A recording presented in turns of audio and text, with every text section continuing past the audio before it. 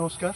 আজকে আমরা এসেছি হুগলি জেলার একমাত্র বৌদ্ধ মন্দির শ্রী শ্রী ত্রিরত্ন সংঘ শান্তিবান বৌদ্ধ বিহার, যেটি প্রতিষ্ঠিত হয়েছিল 1985 খ্রিস্টাব্দে। ৪র্থতম দলাই লামা প্রতিষ্ঠা করেছিলেন ফেব্রুয়ারি মাসে। এটা প্রতিষ্ঠা করেছিলেন মূলত তারকচন্দ্র বাই।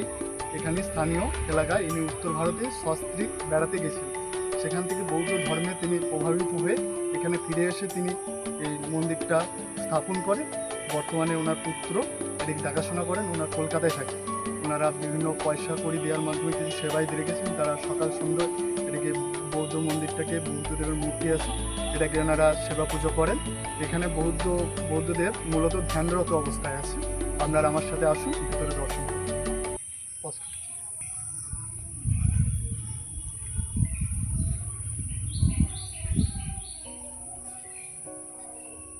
আমরা চলে এসেছি। দেখুন, এই হলটার ঢুকতেই কেমন একটা সাউন্ড আসছে, ইকো। এটা হলটার ফ্যাসিলিটি এরকম তাদের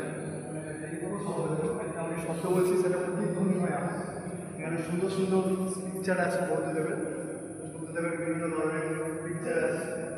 যোগ হয়েছিলেন, বোধিসত্ত্ব হয়েছিলেন, কোথায় পিকচার আছে। ঠিক আছে,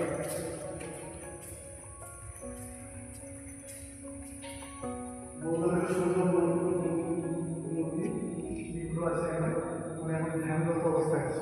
এখানে এলে মনটা শান্ত হয়, মনে যেন তৃপ্তি শান্তি উদ্ভব হয়।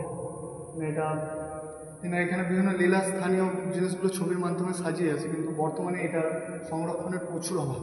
এটা একটা পর্যটন ক্ষেত্র হিসেবেও গড়ে উঠতে পারে, কিন্তু এটা আর্কিওলজিক্যাল সার্ভে অফ ইন্ডিয়ার আন্ডারেও যেতে পারে, কিন্তু এখানে কেউ উদ্যোগ নিচ্ছে না। যদি এটা সরকারের দৃষ্টিপাত করা যায় এটার উপর, সরকার যদি এটার উপর কাজ করে, এটা সুন্দর একটা পর্যটন ক্ষেত্র হিসেবে গড়ে উঠতে পারে। কেন এটা 50 বছরের অধিক পুরনো। এখানে দলাই লামা এখানে এসেছিলেন, তার পদতলিতে ধর্ম এই তীর্থক্ষেত্রটা এখানে সুন্দর। আপনারা দর্শন করুন। নমস্কার। এটা প্রচুর পুরনো, 50 বছরের অধিক পুরনো। এখানে বৌদ্ধদের ধর্মগুরু যেহেতু এসছে, চতুর্দশ দলাই লামার পদধূলিতে ধন্য এই ভূমি, কিন্তু এটা সংরক্ষণ করছে না। এটা সংরক্ষণ করলে একটা সুন্দর পর্যটন ক্ষেত্র হিসেবে গড়ে উঠতে পারে। এটা ইতিহাসের বহুত ঐতিহাসিক উপাদান এখানে পাওয়া যাবে। কেন হুগলি জেলার মধ্যে একমাত্র বৌদ্ধ মন্দির বা বৌদ্ধ বিহার যেটাকে বলা যায়। কেন মূলত তারকচন্দ্র বাই নিজে বৌদ্ধ ধর্মের প্রতি প্রভাবিত হয়ে এই বৌদ্ধ বিহারটা তিনি নির্মাণ করেছিলেন।